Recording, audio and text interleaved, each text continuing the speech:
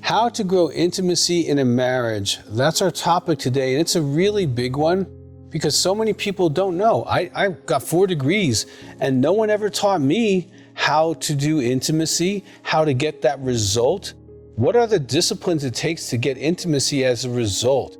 That's our topic today, and it's a big one. Now, if you've yet to subscribe to our channel, please do. Hit that button. If you have a question, put it in the box. We'll get back to you as soon as possible.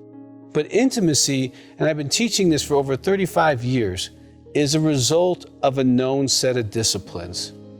So many people want and desire that deep, longing connection. And oftentimes you experienced it before you got married. You connected with your then boyfriend or girlfriend or fiance, and what was it about that time period, other than being younger, that was significantly different? Well, a lot of times when you're dating, you organically incorporate disciplines that foster intimacy, but you don't know you're doing it. And so what happens when you get married is you move into a different role, husband and wife, and you start measuring yourself based on what you're good at. If he's good at providing, if I'm providing, I'm a good husband. If she's good at, cleaning or cooking or whatever she establishes as being a good wife, then she's a good wife.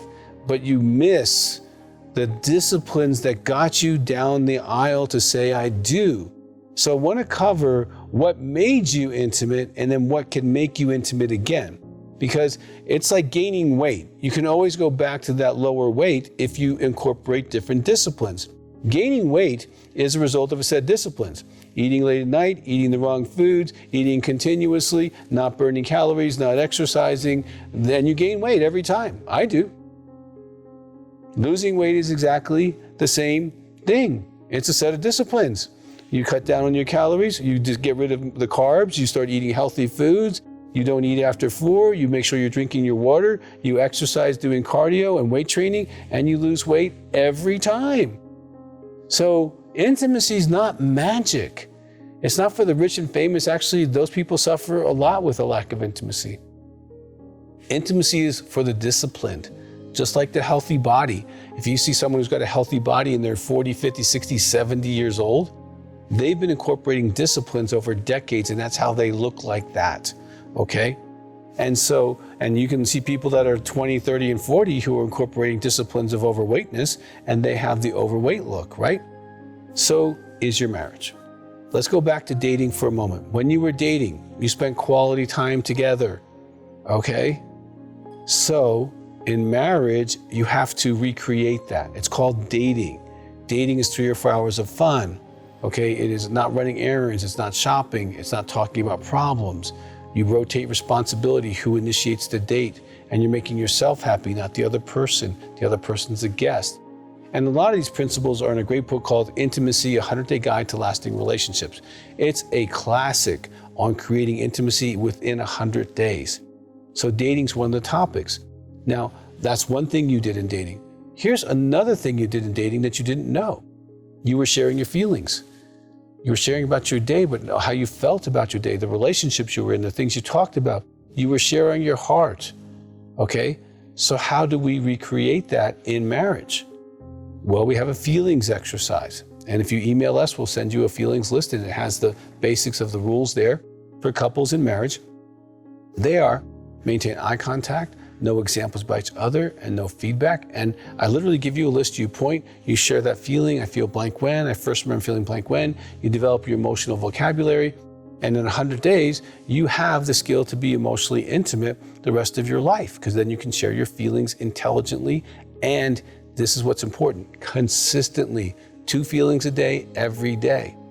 Another thing you did in dating that you weren't really aware of is you were constantly praising, constantly. Telling them you're amazing, you're smart, you're beautiful, you're handsome, you're creative, you're intelligent, you're so hardworking, you're spiritual, you're godly, you're political, you're a right wing or left wing, right? You're that person, okay? And you champion them. And in marriage, oftentimes, unless you have a discipline of praising, it can disappear. And you begin to see their flaws and sometimes even focus on the 3% of them that's not wonderful towards you. And you throw away the 97% that got you to marry them. So you want to go back to praising each other, 2 praises a day, every day. I really love, appreciate, or value, about you. And it's important they say thank you when they let it in.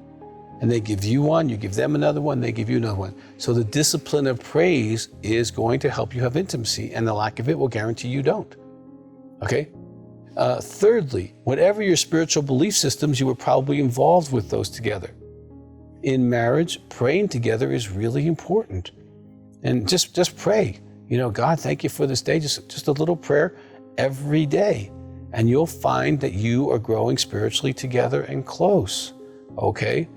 And also sexually, having some kind of agreement and understanding in marriage that you talk through this. And I highly recommend the book called Upgrade Your Sex Life, because in that book, I cover the 5 different sexual expressions. You really learn how your spouse is made sexually, what they want to hear during the environment, during asking, during foreplay, during sex, even after sex. You can blow your spouse's mind if you know the roadmap to travel on with them sexually.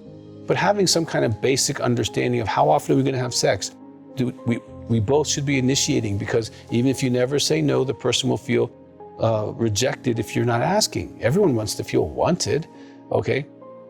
And making sure that there's some kind of regularity that you talk about, that you agree to, that you understand is going to happen, so that it doesn't become this anxious thing about manipulation and controlling each other sexually. You don't want to do that. And lastly, when you were dating, you had friends. You went out with other people. You did stuff together with other couples. And that is something that can really slack off, especially after kids, because you get so busy. But it's really important you have some social time with some other couples. I'm talking like once a month. Have that time where you're talking with other couples, hanging out with them, learn from them, learn what you don't want to do, just experience other people. It's really, really fun. Well, these are the disciplines. This is how you maintain intimacy for a lifetime. This is how you get it back. This is how you keep it. Now, if you fall off those disciplines, you get fat again. Okay, now when you get fat, I've known this, I've done this many times, I've gained 20, 30 pounds. I know exactly how to get skinny. Okay, I just change my disciplines, I keep track of them, and I have a different body. I actually compete in bodybuilding, and I win a lot. And so I know the disciplines of going to this far or going to this far is up to me, which disciplines I want. So you're deciding the intimacy you want by the disciplines you're willing to incorporate. And if you need help, we have counselors and coaches that can help you along this way. The books I talked about today, Intimacy, 100-Day Guide to Lasting Relationships, Upgrade Your Sex Life. Those are great starts for you to have incredible intimacy.